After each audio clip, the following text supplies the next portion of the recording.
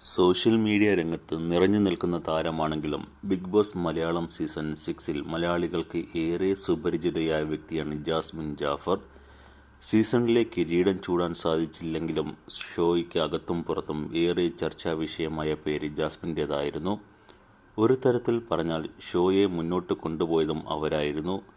Big ബോസിന് ശേഷം വീണ്ടും സോഷ്യൽ മീഡിയ പ്ലാറ്റ്ഫോമുകളിൽ സജീവമായ ജാസ്മിൻ തൻ്റെ ജീവിതത്തിലെ ഓരോ വിശേഷങ്ങളും പ്രേക്ഷകരുമായി പങ്കുവയ്ക്കാറുണ്ട്.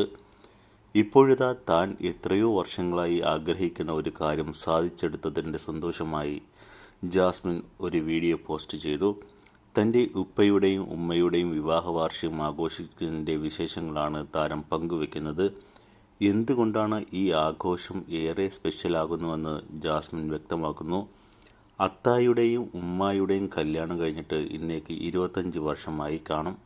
എൻ്റെ ഓർമ്മ ശരിയാണെങ്കിൽ